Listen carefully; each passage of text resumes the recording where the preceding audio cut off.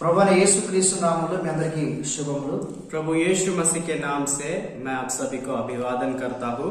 ప్రియ సహోదరి సహోదరులారా, प्रिय भाइयों और बहनों, ఈ రోజు మనము పరిశుద్ధమైన గ్రంథం నుండి నెఫీనీల గురించి నేర్చుకోబోతున్నాం।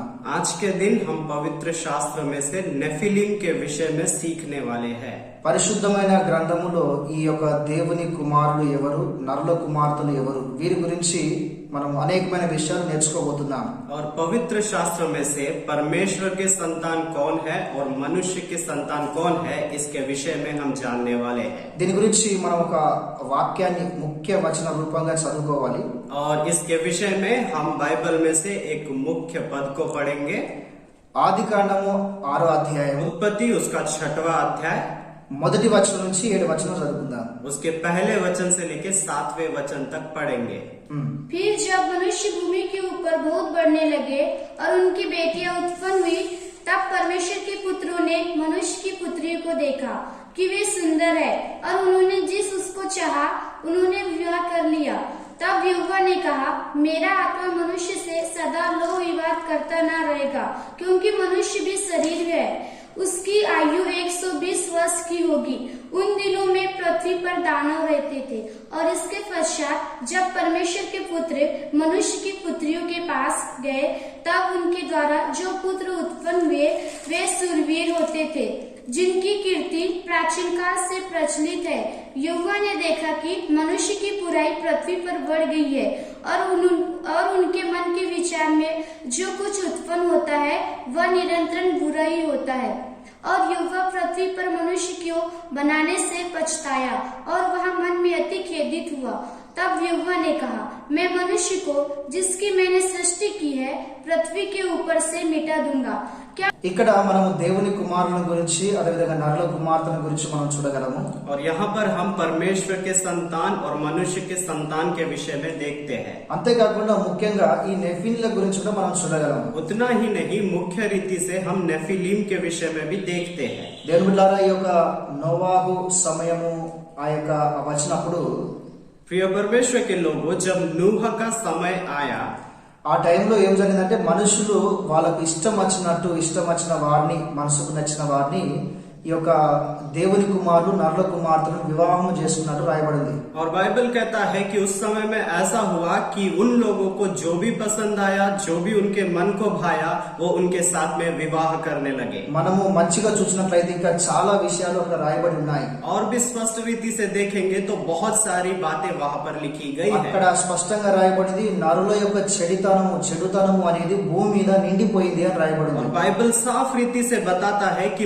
मनुष्य की बुराई से संपूर्ण पृथ्वी भर चुकी थी। నేను మనుషులను ఎందుకు నిర్మించాను అని చెప్పేసి దేవుడు తన హృదయమందు నొచ్చుకున్నట్టుగా బాధపడినట్టుగా రాయబడి ఉంది। और बाइबल कहती है कि मैंने मनुष्य को क्यों बनाया, यह बात को सोचकर खुद परमेश्वर भी पछताने लगा। ఈ విధంగా మనం అక్కడ చూడగలము। इस रीति से हम बाइबल में देखते ఈ हैं। యొక్క దేవుని కుమారులు నరుల కుమార్తెలతో వెళ్ళినప్పుడు और जब परमेश्वर की संतान मनुष्य के संतान के साथ में गए, ఈ నెఫీనీలు పుట్టినట్టుగా రాయబడి ఉన్నది। और बाइबल कहता है कि इनको दानव पैदा हुए।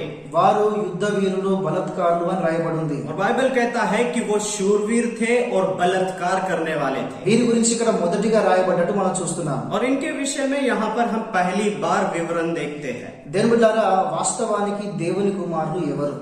प्रिय परमेश्वर के लोगों, अगर हम देखें तो परमेश्वर के संतान कौन है ఈ నరుల కుమార్తెలు ఎవరు? और ये मनुष्य के संतान कौन ఈ है నెఫీనీలు ఎవరు? और ये दानव कौन है, వారు నిజంగా ఉన్నారా? वो सही में है क्या, వీరు ఎక్కడ ఉన్నారు? और ये लोग कहाँ पर వీరు है, ఎక్కడి నుంచి వచ్చారు? और ये कहाँ से आते వీరి हैं, వంశములు ఎన్ని? और इनके कितने वंश है। అంతేకాకుండా బైబిల్లో రాయబడి ఉంది, और बाइबल यह भी कहता है, వారు జల ప్రళయానికి ముందు ఉన్నారు, తర్వాత ఉన్నారు అని రాయబడి ఉంది। बाइबल कहता है कि वो जल प्रलय के पहले भी थे और जल प्रलय के बाद भी थे। అది ఎలా సాధ్యం? ये संभव कैसे कैसे है దాన్ని మనం ఎలా అర్థం చేసుకోవాలి, और ये बात को हम कैसे समझ सकते ఈ हैं, నుండి మనం ఏం నేర్చుకోగలం, इनके जीवन से हम क्या सीख सकते हैं, మనము ఈ విషయాలు ఈరోజు నేర్చుకోబోతున్నాం. ये सारे विषयों को आज हम सीखने की कोशिश करेंगे. దేవునికి స్తోత్రం, హల్లెలూయా. परमेश्वर की स्तुति हो, हालेलुया. అందులో మొట్టమొదటిగా ఈ దేవుని కుమారులు ఎవరు అనేది మొదటిగా నేర్చుకుందాం. सबसे पहले हम सीखेंगे कि परमेश्वर की संतान कौन है. జనరల్ గా చాలా మంది ఏం మాట్లాడుతున్నారు అంటే, साधारण रीति से बहुत सारे लोग ऐसा कहते हैं ఈ దేవుని కుమారులు ఎవరు అంటే గృహాంతరవాసులు, పరలోకం నుంచి పై నుంచి వచ్చిన ఈ యొక్క ఏలియన్స్ అని చెప్పేసి మాట్లాడుతున్నారు. बहुत सारे लोगों का कहना ये है, उनका विश्वास ये है कि ये जो लोग है ये एलियन है जो कि ऊपर से आते हैं.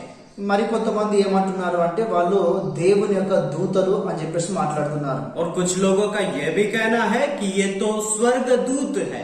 ఎందుకు అంటే ऐसा क्यों है, इसका कारण ये है, యోబు గ్రంథం 1వ అధ్యాయం 6వ వచనంలో, अय्यूब उसका पहला अध्याय 6वें वचन में, యోబు గ్రంథం 2వ అధ్యాయం 1వ వచనంలో, और अय्यूब दूसरा अध्याय पहले वचन में, యోబు గ్రంథం 38వ అధ్యాయం 7వ వచనంలో, और अय्यूब उसका 38 7वें वचन में. ఈ మూడు రెఫరెన్స్ లో కూడా దేవుని యొక్క కుమారులు దూతలు అని ప్రస్తావించినట్టుగా రాయబడి ఉంది. और ये तीनों भी आयतों में हम देखते हैं कि परमेश्वर के संतानों को स्वर्गदूत करके कहा गया है. ఈ మూడు రెఫరెన్స్లను బట్టి చాలా మంది ఏమంటున్నారు అంటే ఈ దేవుని కుమారులు ఎవరో కాదు, వారు దేవుని దూతలే అని మాట్లాడుతున్నారు. और ये तीन आयतों को आधार बनाकर बहुत सारे लोग कहते हैं कि परमेश्वर की संतान जो है वो स्वर्गदूत ही है.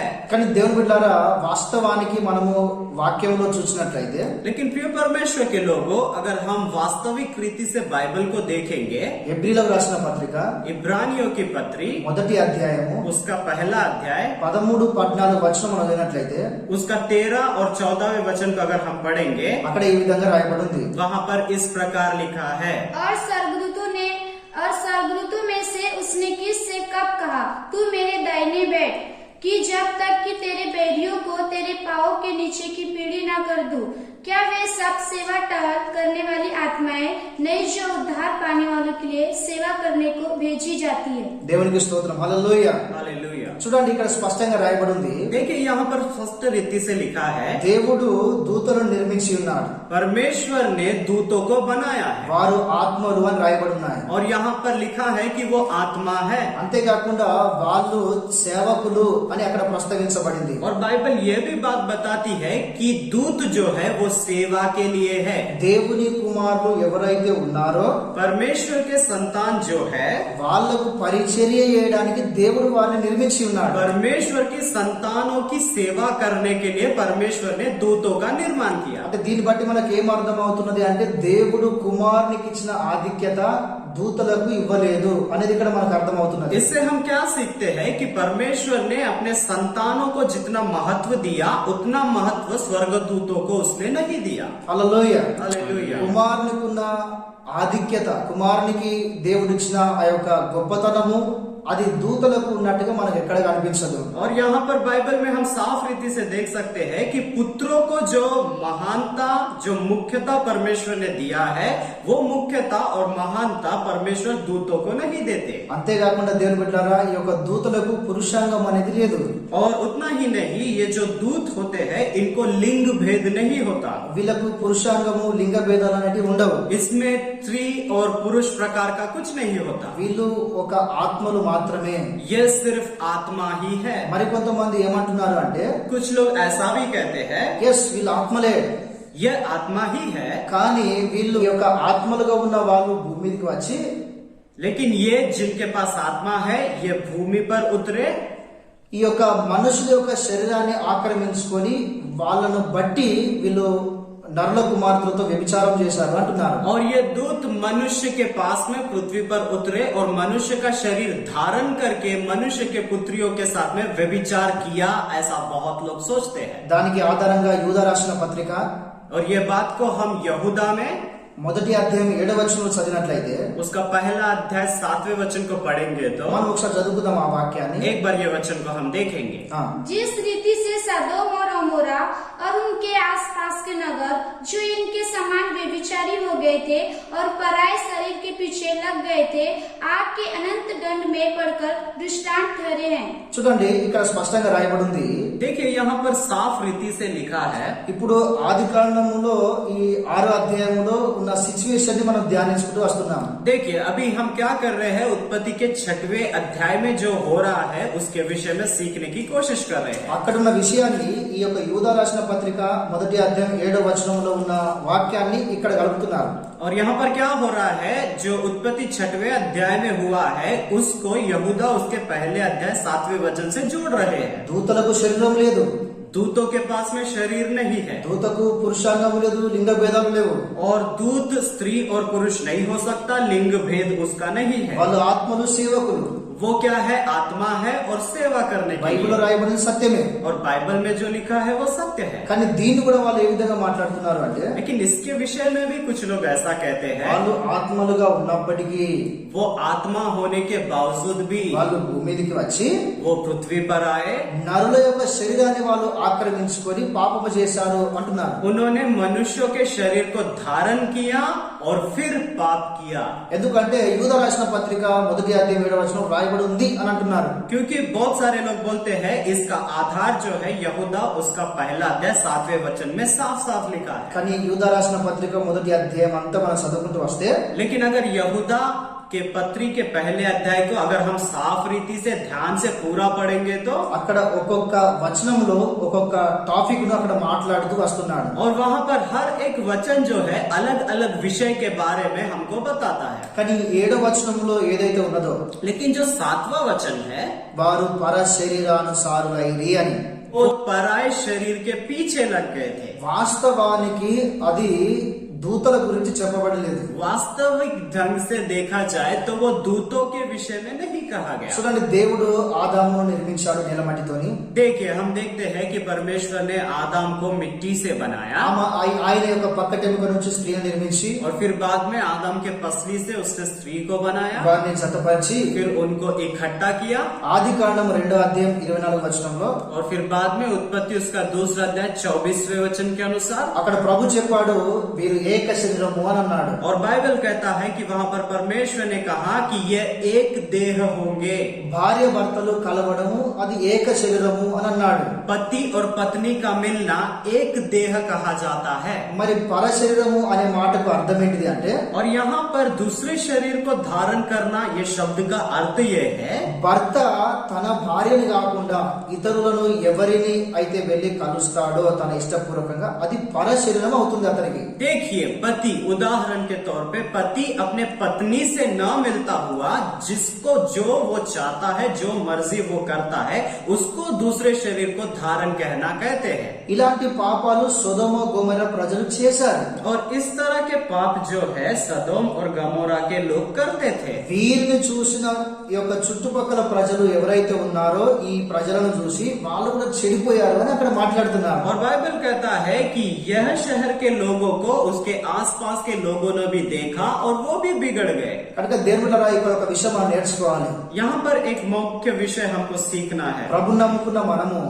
जो हमने परमेश्वर को ग्रहण किया है, మనం ఏం నేర్చుకుంటున్నాము, हम क्या सीख रहे మనం हैं, ఏం చూస్తున్నాము, हम क्या देख रहे हैं, మనము ఎవరితో సహవాసం చేస్తున్నాము, हम किसके साथ संगति में रह रहे మనం हैं। ఈ విషయంలో చాలా జాగ్రత్తగా ఉండాలి. इस विषय में हमको बहुत ही ध्यान पूर्वक रहना है। యోహాను సువార్తలో ఒక మాట రాయబడింది, यूहन्ना रचित सुसमाचार में एक बात लिखी है, మనము దేన్నైతే ఎక్కువ గమనిస్తామో దేన్నైతే ఎక్కువ చూస్తామో हम जिसको भी ज्यादा देखते हैं, जिस पर भी हमारा ज्यादा ध्यान होता है, మన క్రియలు మన జీవితం కూడా అదే విధంగా మారిపోతుంది అని రాయబడింది. हमारी क्रिया और हमारा जीवन भी उसी के समान होने लगता है। అంతేకాకుండా కొరింథీయులకు రాసిన పత్రికలో పౌలు ఈ విధంగా మాట్లాడుతున్నాడు, उतना ही नहीं, कुरिन्थी के पत्री में पौलुस भी ऐसा कहता है, చెడ్డ సాంగత్యము మంచి నడవడిని చెడగొడుతుంది అని రాయబడింది. बुरे संगति में अगर जाओगे तो आपके अच्छी आदतें भी बिगड़ जाएगी। కనుక ఈ విషయంలో ఈ విషయంలో మనం చాలా జాగ్రత్త కలిగి ఉండాలి. तो इन विषयों के प्रति हमको बहुत ही गंभीर रूप रूप से केयरफुल रहना जरूरी है। ఈ విషయంలో మనం చాలా జాగ్రత్తగా ఉండాలి. इस रीति से हमको इस विषय में बहुत ही ध्यान पूर्वक रहना जरूरी है। ఇటు పాపాలు సొదొమ గొమొర్రా ప్రజలు చేశారు. और यहाँ पर सदोम और अमोरा के शहर के लोगों ने बहुत पाप किया చుట్టుపక్కల ప్రజలు వీళ్ళు చూసి కూడా సేమ్ అదే పాపం చేస్తూ చెడిపోయారు. और आसपास के लोग भी वही तरह के पापों को देखकर वो भी बिगड़ गए। సొదొమ గొమొర్రా గురించి మాట్లాడుతున్నాడు. और यहाँ पर सदोम और गमोरा के विषय में कहा गया है, దూతల గురించి కాదు. यहाँ पर स्वर्गदूतों के विषय में नहीं है। ఓకే, హల్లెలూయా. हालेलुया। ఒక విధంగా మనం ఆలోచన చేస్తే एक रीति से अगर हम सोचेंगे, మొదటి కొరింథీ 15వ అధ్యాయం 50వ వచనంలో पहला कुरिन्ती उसका 15वां अध्याय 50वां वचन, అక్కడ పౌలు ఈ విధంగా మాట్లాడుతున్నాడు. वहाँ पर प्रेरित पौलुस इस रीति से कहते हैं, మనం ఈ వాక్యం చదువుకుందాం. इस वचन को हम पढ़ेंगे। हे भाइयों, मैं यह कहता हूँ कि मांस और लहू परमेश्वर के राज्य के अधिकारी नहीं हो सकते और न नासवान अविनाशी का अधिकारी हो सकता है। ఇక్కడ రాయబడి ఉంది, यहाँ पर ऐसा लिखा है, ఇక్కడ రాయబడి ఉంది, यहाँ पर ऐसा लिखा है, రక్త మాంసములు దేవుని రాజ్యాన్ని స్వతంత్రించుకున్నవు అని రాయబడి ఉంది. देखिए मांस और लहू जो है परमेश्वर के राज्य को हासिल नहीं कर सकते। ఒకసారి మనం ఆలోచన చేస్తే एक बार हम सोच कर देखेंगे, మరి దేవుని రాజ్యమందు సృజించబడ్డ దూతలు మరి రక్త మాంసములు కలిగిన నరులను ఎలా స్వాధీనపరచుకున్నాయి కావచ్చు. देखिए परमेश्वर के राज्य में रचना किए गए लोग जो है उन्होंने मनुष्य के शरीर को कैसे धारण किया होगा। వాక్యంలో స్పష్టంగా రాయబడి ఉంది, बाइबल साफ रीति से कहता రక్త है, మాంసములు గలవాడు मांस और लहू वाले దేవుని రాజ్యమును స్వతంత్రించుకొని నేరవు. वो परमेश्वर के राज्य को हासिल नहीं कर सकते। మరి దేవుని రాజ్యములు సృజించబడినవి और परमेश्वर के राज्य में जिसकी रचना हुई, सृजा जो गया, రక్త మాంసములను ఎలా ధరించుకొనగలవు. और वो सारी बातें जो है वो मांस और लहू को कैसे धारण किए। ఇక్కడ మనం ఆలోచన చేయాలి, यहाँ पर हमको सोचना है అది ఎలా సాధ్యము. ये कैसे संभव है। సాధ్యము కాదు అని ప్రభు మాట్లాడుతున్నాడు. ये संभव नहीं है, खुद परमेश्वर कहते हैं। మరి ఇలా వాళ్ళు ధరించుకున్నారు, ఇలా ఆత్మలైన దూతలు ఈ యొక్క నరుల యొక్క శరీరాన్ని వాళ్ళు ఉపయోగించుకున్నారని మనం ఎలా చెప్పగలము. तो यहाँ पर हम कैसे बता सकते हैं कि आत्मा जो कि दूत है वो मनुष्य के शरीर को धारण किए हैं, कैसे बता पाएंगे। ఇంకో ప్రశ్న ఇక్కడ మనం చూడగలము. एक और सवाल को हम देखेंगे, ఇంకో ప్రశ్న ఇక్కడ రాయబడి ఉంది. यहाँ पर एक और सवाल है, ఆది కాండం 6వ వచనంలో उत्पत्ति उसका 6वां अध्याय 2 वचन में, దేవుని కుమారులు నరుల కుమార్తెను వివాహం చేసుకున్నట్టు రాయబడింది. और बाइबल कहता है कि परमेश्वर के पुत्रों ने मनुष्य के पुत्रियों के साथ में विवाह किया। ఈ యూదా రాసిన పత్రిక 1వ అధ్యాయం 7వ వచనంలో వ్యభిచారం చేశాడని రాయబడింది. और यहूदा उसका पहला अध्याय 7वें वचन में लिखा है उन्होंने व्यभिचार किया। అంటే ఇక్కడ మనం ఆలోచన చేస్తే ఆది కాండములో ఉన్న 6వ అధ్యాయానికి యూదా రాసిన పత్రికలో ఉన్న 1వ అధ్యాయానికి సంబంధం అనేది లేదు. यहाँ से हम सीख सकते हैं कि उत्पत्ति 6वां अध्याय और यहूदा उसका पहला अध्याय 7वें वचन का किसी भी प्रकार का संबंध नहीं है। మనం దీని గురించి స్పష్టంగా యేసు ప్రభు మాటలోనే చూడగలము. ये सारी बातें हम स्पष्ट रीति से मसीह यीशु के शब्दों में ही देख सकते हैं। మత్తయి సువార్త 22వ అధ్యాయము मत्ती रचित सुसमाचार उसका 22वां अध्याय 29-30 వచనం మనం చదివినట్లయితే उसका 29 और 30 अगर हम पढ़ेंगे, అక్కడ ఈ విధంగా రాయబడి ఉంది. वहाँ पर इस प्रकार लिखा है, यीशु ने उन्हें उत्तर दिया, तुम पवित्र शास्त्र और परमेश्वर की सामर्थ नहीं जानते, इस कारण भूल न पड़े हो, क्योंकि जी उठने पर वे न विवाह करेंगे और न विवाह में दिए जाएंगे, परंतु स्वर्ग में परमेश्वर के दूतों के समान होंगे। దేవునికి స్తోత్రం. హల్లెలూయా. हालेलुया। చూడండి ఇక్కడ రాయబడి ఉంది, యేసు ప్రభు మాటల్లో ఆయన స్పష్టంగా మాట్లాడుతున్నాడు. देखिए यहाँ पर खुद यीशु मसीह स्पष्ट रीति से कह रहे हैं వారికి వివాహం అనేది లేదు. उनको किसी भी प्रकार का विवाह नहीं रहेगा। ఇక్కడ దూతలను గురించి ప్రస్తావిస్తున్నాడు. और यहाँ पर स्वर्गदूतों के विषय में कहा जा रहा है। అంతేకాకుండా మనం మరణించిన తర్వాత కూడా మనము దూతల వలె ఉంటాము అన్న సంగతితో మాట్లాడుతున్నాడు. और यहाँ पर बाइबल ये भी कहता है कि हम हमारे मृत्यु के बाद, पुनरुत्थान के बाद में जो है हम भी दूतों के समान रहेंगे। తర్వాత అక్కడ వివాహం అనేది లేదు అని మాట్లాడుతున్నాడు. और परमेश्वर के राज्य में विवाह नहीं होगा। మార్క్స్ వార్త 12వ అధ్యాయం 25వ వచనంలో రాయబడింది. मरकुस उसका 12वां अध्याय उसके 25वें वचन में भी लिखा है। అంతేకాకుండా उतना ही नहीं, లూకాసు వార్త 20వ అధ్యాయము लूका रचित सुसमाचार उसका 20वां अध्याय 34వ వచనం నుంచి 36 వచనం మనం చదివినట్లయితే उसके 34 से लेके 36वें वचन तक अगर हम पढ़ेंगे, అక్కడ కూడా యేసు ప్రభు దీని గురించే మాట్లాడుతున్నాడు. वहाँ पर भी यीशु मसीह जो है इसी विषय में बात कर रहे हैं। దూతలకు వివాహం లేదు, स्वर्गदूतों को किसी भी प्रकार का विवाह नहीं దూతలకు रहेगा। శరీరం లేదు,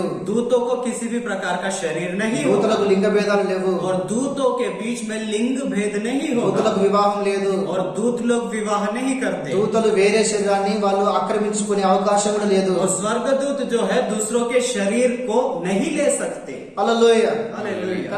కనుక వీళ్ళు దూతలు కాదు అని మనం చెప్పుకోగలం. ये सारी बातों को ध्यान में रखकर हम कह सकते हैं कि दूत ये नहीं है या फिर ये दूत नहीं है। మరి కొంతమంది ఏమంటున్నారు అంటే फिर कुछ लोग ऐसा कहते हैं, పడద్రోయబడిన దూతలు అయి ఉండవచ్చు అని మాట్లాడుతున్నారు. कुछ लोग ऐसा कहते हैं कि शायद ये गिराए हुए स्वर्गदूत होंगे। మనం ఒక వాక్యం చదువుకుందాము. मैं आपको एक बात बताना चाहता हूँ, एक वचन पढ़ेंगे। ప్రకటన గ్రంథం 12వ అధ్యాయము प्रकाशित वाक्य 12वां अध्याय 9వ వచనం. उसका 9वां वचन। ఆ. तब वह बड़ा अजगर अर्थात वही पुराना सांप जो इब्लिस और शैतान कहलाता है और सारे संसार का भरमाने वाला है, पृथ्वी पर गिरा दिया गया और उसके दूत उसके साथ गिरा दिए गए।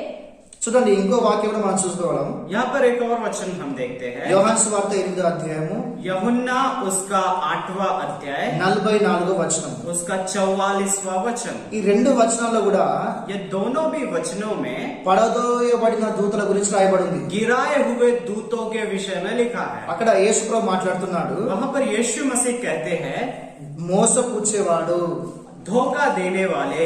అపవాది సాతాను అంటున్నాడు, यहाँ पर शैतान है करके कहता ఆది है, సర్పము అంటున్నాడు, वो पहले का सांप है करके कहते हैं, పడద్రోయబడిన వాడు అంటున్నాడు, और ये गिराया हुआ है करके कहता है, నరహంతకుడు అంటున్నాడు, मनुष्य का हत्यारा कहता है, అబద్ధికుడు అంటున్నాడు, ये झूठा है कहता है, సత్యం లేనివాడు అంటున్నాడు, इसमें किसी भी प्रकार की सच्चाई नहीं है कहता है, దుష్టుడు అంటున్నాడు. और ये दुष्ट है करके कहता है। ఇవన్నీ కూడా పడద్రోయబడిన దూతల గురించి యేసు ప్రభు స్పష్టంగా और మాట్లాడుతున్నాడు. ये सारी बातें जो है गिराए हुए दूतों के विषय में यीशु मसीह साफ रीति से कहते हैं। మరి దేవుని బిడ్డలారా, प्रिय प्रभु के लोगों, ఇప్పుడు పడద్రోయబడిన దూతల గురించి ఈ విధంగా ప్రస్తావించబడింది. और यहाँ पर हम देखते हैं कि गिराए हुए दूतों के विषय में ये सारी बातें लिखी है। ఇన్ని మాటలు పలికిన యేసు ప్రభు इतनी सारे बातें जब यीशु मसीह ने कहा है, మరి వీళ్ళని తిరిగి నా కుమారులు అని అనగలడా? इतनी बातों को कहने के बावजूद भी क्या यीशु मसीह यही मेरे पुत्र है कहेगा क्या? యేసు ప్రభు వారిని నా కుమారులు అంటారు అని చెప్పేసి అంటాడు అని మనం ఎలా చెప్పగలము? ये सारी बातों को ध्यान में रखकर हम कैसे कह पाएंगे कि इन लोगों को यीशु मसीह अपना पुत्र कहेगा? ఒకసారి మీరు ఆలోచన చేయండి. एक बार ध्यान दीजिए, కనుక దీన్ని బట్టి ये बातें ध्यान में వీళ్ళు रखिए। గృహాంతర వాసులు కాదు, यह एलियन नहीं है, అదే విధంగా उतना ही नहीं, వీళ్ళు దేవదూతలు కాదు, यह स्वर्गदूत भी नहीं है, పడద్రోయబడిన దూతలు కూడా కాదు. और यह गिराए हुए दूत भी नहीं है। యూదా రాసిన పత్రిక 1వ అధ్యాయం 7వ వచనంలో यहूदा उसका पहला अध्याय 7वें वचन के అది अनुसार దూతల గురించి చెప్పబడలేదు. वो दूतों के विषय में नहीं कहा गया। ఆది కాండము 6వ అధ్యాయం 2వ వచనానికి, उत्पत्ति उसका 6वां अध्याय 2 वचन में, యూదా రాసిన పత్రిక 1వ అధ్యాయం 7వ వచనానికి यहूदा उसका पहला अध्याय 7वें वचन में అసలు సంబంధమే లేదు. किसी भी प्रकार का संबंध नहीं है। వారికి వివాహము లేదు, వారు ఆత్మలు, वह उनको विवाह नहीं है, वो सिर्फ आत्मा है, వాళ్ళు సేవకులు. वो सेवक है। దేవుని కుమారులకున్న సమానత్వము దూతలకు లేదు.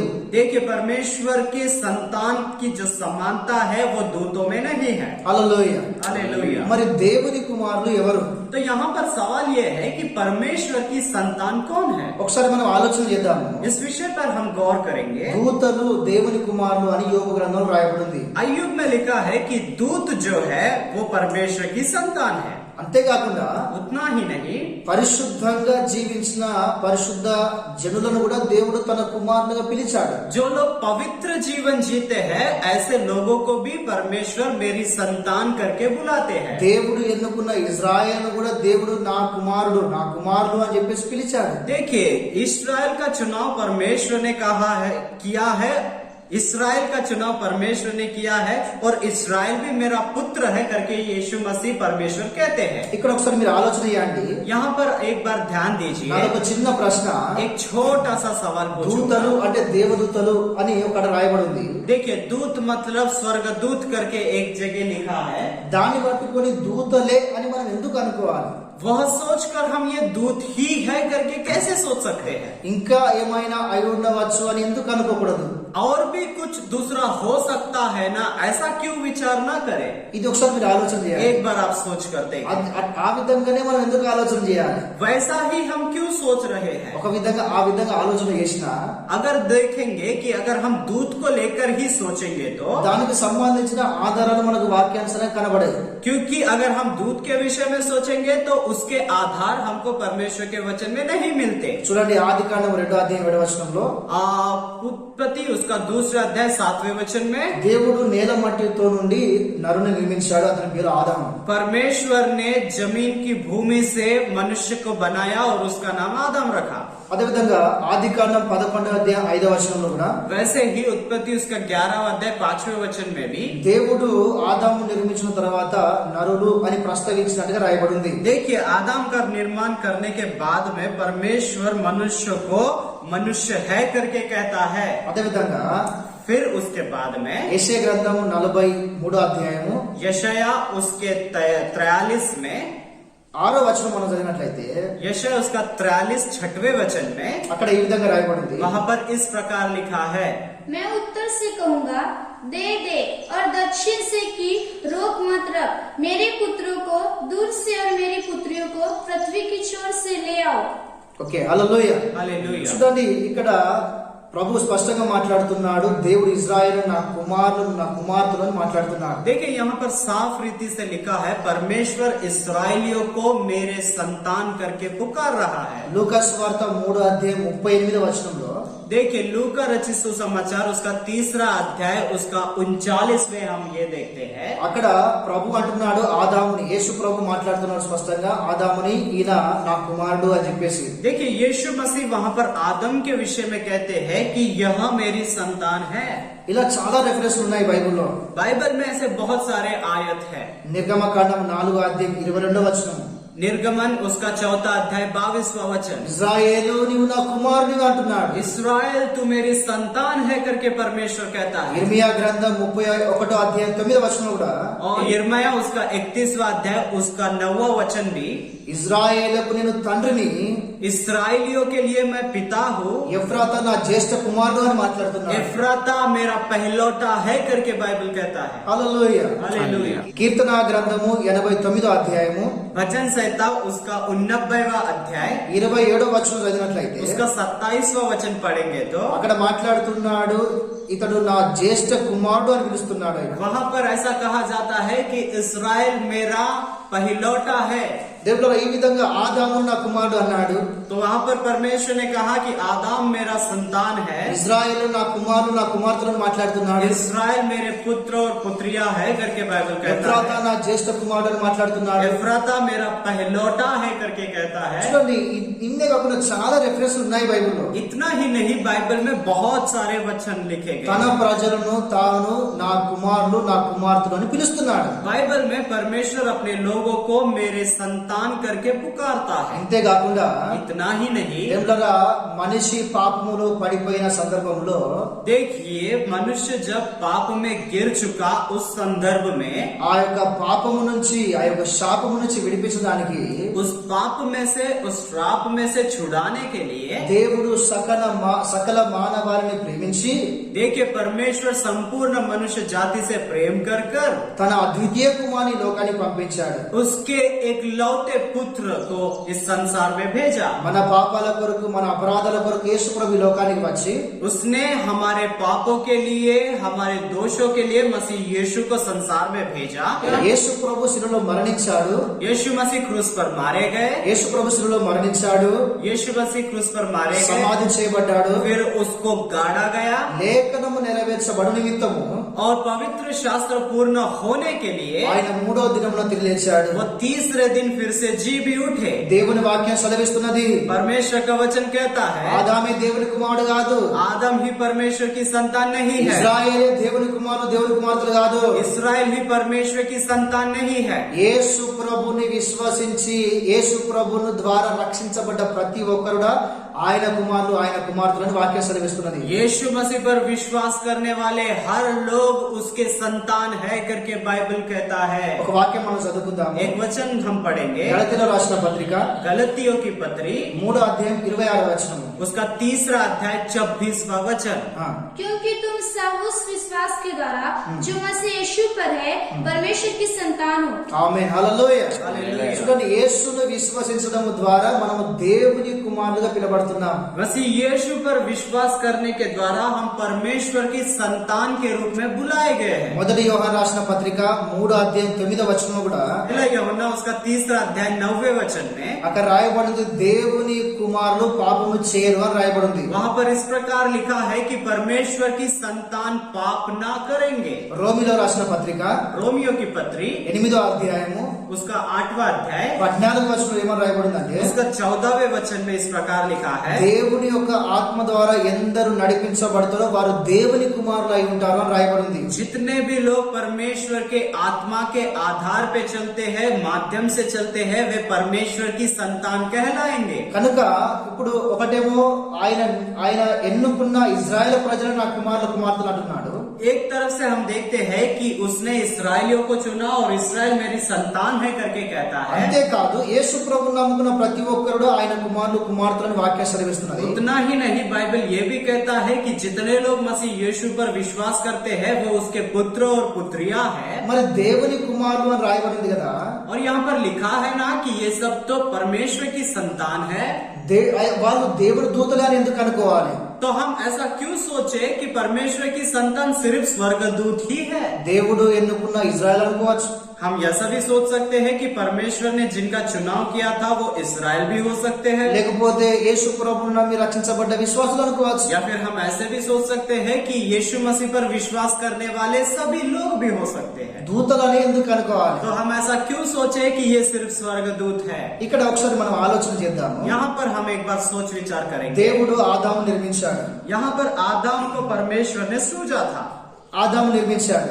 आदम की निर्मित ఇద్దరు परमेश्वर కుమారులు ने। పుట్టారు, और फिर बाद में उसके 2 संतान కయీను हुए। హేబేలు. हम जानते हैं कि वो कैन और हाबिल है। హేబేలు హత్య చేయబడ్డాడు, అతడు మరణించాడు. और हाबिल की हत्या की गई थी और वो मर गया। తద్వారా ఈ యొక్క కయీను శపించబడి ఆయన దేశదిమ్మరైపోయాడు. और उसके कारण कैन जो है वो श्रापित हुआ और वो भटकने वाला हो गया। ఇక్కడ ఇద్దరు వ్యక్తులు మనకు కనబడుతున్నారు. यहाँ पर हम लोग 2 व्यक्तियों को देखते हैं। అయితే దేవుడు బిడ్డారా, प्रिय परमेश्वर के लोगों, ఇక్కడ కయీను వంశము ఏమైంది అంటే ఇక్కడ మనము ఆదికాండము 4వ అధ్యాయం 5వ అధ్యాయం చదివితే अगर हम उत्पत्ति उसका 4था और 5वां अध्याय पढ़ेंगे तो कैन के वंश में क्या हुआ वो सारी बातों का वर्णन वहाँ पर लिखा गया है। అంతేకాకుండా అక్కడ కయీను యొక్క సంతానము బహుగా విస్తరించినట్టుగా రాయబడి ఉంది. और इतना ही नहीं, बाइबल कहता है कि वहाँ पर कैन का जो वंश है वो बहुतायत के साथ बढ़ता चला गया। కయీను వంశాన్ని మీరు ఆలోచన చేస్తే अगर कैन के वंश के विषय में अगर आप सोचेंगे तो అతని వంశస్థులు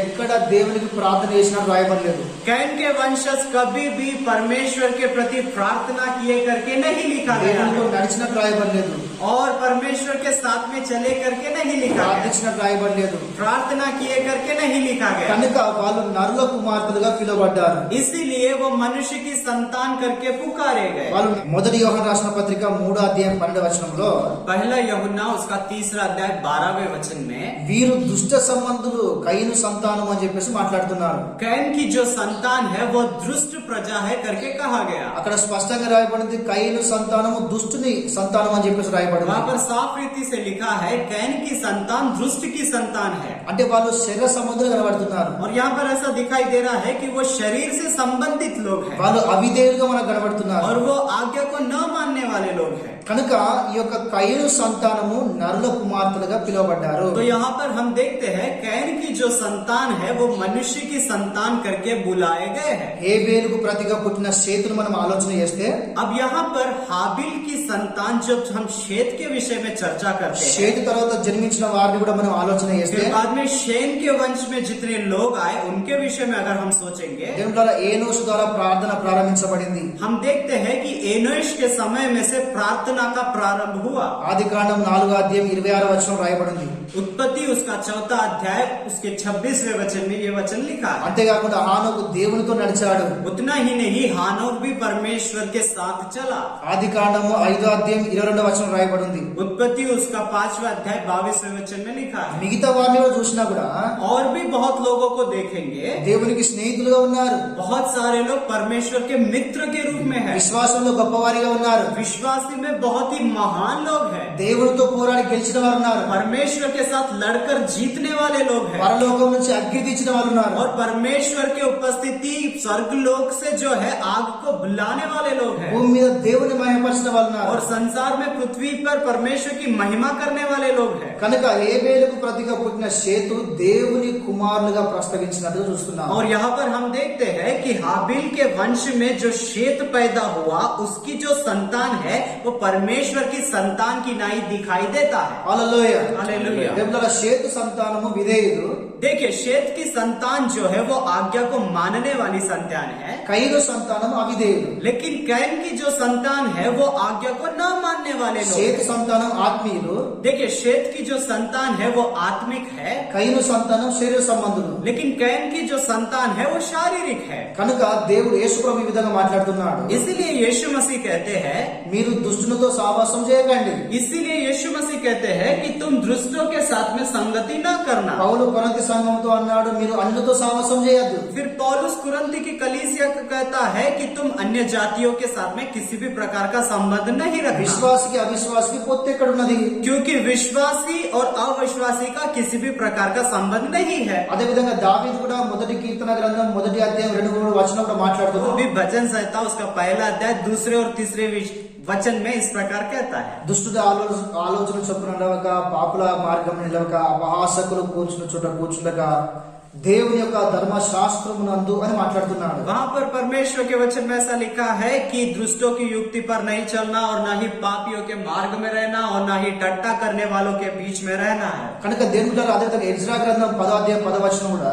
और वैसे ही इज़रा उसका 10वां अध्याय 10वें वचन में भी అక్కడ మాట్లాడుతున్నాడు, అన్యులతో మీరు సహవాసం చేయకూడదు. वहाँ पर बाइबल कहता है कि अन्य जातियों के साथ में तुम किसी भी प्रकार की संगति न करो వారిని మీరు వివాహం చేసుకోకూడదు. और उनके साथ में तुम विवाह न करना, ఎందుకంటే మిమ్మల్ని అన్య దేవతల వైపు త్రిప్పుతారు వాళ్ళు. क्योंकि अगर तुम विवाह करोगे तो वो तुम्हारे मनों को अन्य देवताओं अन्य ईश्वरों की ओर फेर लेंगे, దేవుని అనేది సత్యం ఇది. और यही सच्चाई है। ఉదాహరణకి సొలొమోను అనేక మందిని స్త్రీలను వివాహం చేసుకున్నాడు. उदाहरण के तौर पे सुलेमान राजा ने बहुत सारे स्त्रियों के साथ में विवाह किया। అతడు జీవము గల దేవుణ్ణి మరిచి అన్య దేవతల వైపు త్రిప్పినట్టుగా మనం వాక్యంలో చూడగలం. और हम बाइबल में देखते हैं कि वो जीवित परमेश्वर को भूल गया और उसने अपने मन को दूसरे ईश्वरों की ओर फेर दिया। ఇజ్రాయెల్ రాజు అయిన ఆహాబు కూడా యెజెబెల్ వివాహం చేసుకున్నప్పుడు యెజెబెల్ ద్వారా ఆహాబు చెడిపోయాడు. और इस्राएल का राजा आहाब भी जब येजबेल रानी से शादी किया तब वो भी भटक गया और परमेश्वर के विरोध में करने ఇలా लगा। చాలా మంది దేవునికి విరోధముగా పనులు చేసి నష్టపోయినట్టుగా చూస్తున్నాం. और ऐसे बहुत सारे लोग हैं जिन्होंने परमेश्वर के विरोध में काम किया और जिंदगी को नाश कर बैठे, ఇది వాక్యానికి విరుద్ధమైన కార్యం ఇది. और ये वचन के विरोध में किया गया काम है। కనుక ఈ యొక్క దేవుని యొక్క కుమారులు అయిన ఈ యొక్క షేతు సంతానము నరుల కుమార్తెలైన కయీను సంతానముతో వివాహం చేసుకున్నారు. ఇది అక్రమ సంబంధం. దీని ద్వారానే నెఫీనీలు జన్మించినట్టుగా చూస్తున్నాము. और यहाँ पर हम देखते हैं कि परमेश्वर की संतान जो कि शेत की संतान थी और फिर बाद में कैन की जो संतान है वो मनुष्य की संतान है, इन्होंने सही क्रम से शादी नहीं किया, इन्होंने आज्ञा के उल्लंघन को करके शादी किया, और जब इनके द्वारा पुत्र पैदा हुए वो दानव पैदा हुए करके बाइबल कहता है। బైబిల్లో దేవుని ద్వారా దీని విషయాన్ని చాలా ఖండిస్తూ వచ్చాడు ప్రభు. देखिए, इस विषय से बाइबल जो है, बाइबल इस विषय का बहुत खंडन करता है। నెహెమ్యా గ్రంథము 13 అధ్యాయము नहम्या उसका 13वां अध्याय 23-24 వచనం చదివినా కూడా, उसका 23 और 24वें वचन को पढ़ेंगे तो 2 కొరింథీయుల రాసిన పత్రిక 6వ అధ్యాయము दूसरा कुरिन्थियों उसका 6वां अध्याय 13వ వచనం నుంచి 18వ వచనం చదివినా కూడా उसका 13 से लेके 19 तक पढ़ेंगे। ఇక్కడ చాలా విషయాలు రాయబడి ఉన్నాయి. यहाँ पर बहुत सारे विषय लिखे गए हैं। అన్యులతో మీరు సావాసం చేయకూడదు, अन्य जातियों के साथ किसी भी प्रकार की संगति न करना, వారిని వివాహం చేసుకోకూడదు. उनसे विवाह न करना। చాలా విషయాలు కూడా ప్రభు మాట్లాడుతూ ये వచ్చారు. बातें जो है मसीह यीशु कहते आ रहे हैं। ఎందుకు అంటే ఈ విషయములో పడిపోయిన వాళ్ళు, చెడిపోయిన వాళ్ళు చాలా మంది ఉన్నారు. क्योंकि इस विषय में गिरे हुए लोग, बिगड़े हुए लोग बहुत सारे हैं। ఉదాహరణకి సొలొమోను, उदाहरण के तौर पर सुलेमान राजा, ఉదాహరణకి రాజు ఆహాబు, उसी प्रकार आहाब राजा एक చాలా उदाहरण। మంది ఉన్నారు. ऐसे बहुत सारे लोग కనుక हैं। వీరి విషయంలో జాగ్రత్త అని ప్రభు చాలా సార్లు గద్దించాడు. और इस विषय में परमेश्वर कहता है कि ध्यान से रहना, और यीशु मसीह इस विषय का खंडन कर रहे हैं।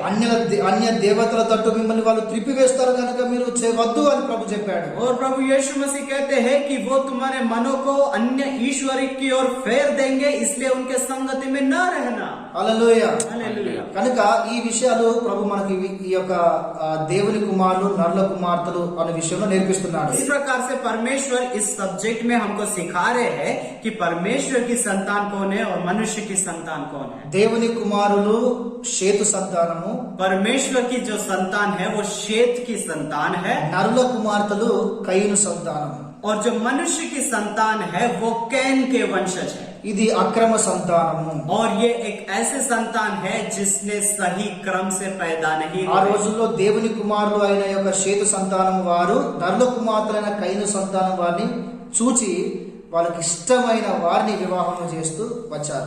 और उन दिनों में ऐसा हुआ, शेत की संतान जो कि परमेश्वर की संतान थी, वो लोग ने कैन की संतान जो कि मनुष्य के संतान थे, उन पर दृष्टि डाली, उनसे विवाह किया और उनको दानव पैदा हुए। వీరి ద్వారానే నెఫిలీలు పుట్టారు. और इन्हीं के द्वारा दानव पैदा हुए। దేవుడి మాటలు దీవించిన గాక. परमेश्वर इन वचनों के द्वारा आप सभी को आशीष दे। Amen. Amen. Praise the lord. Praise the Lord.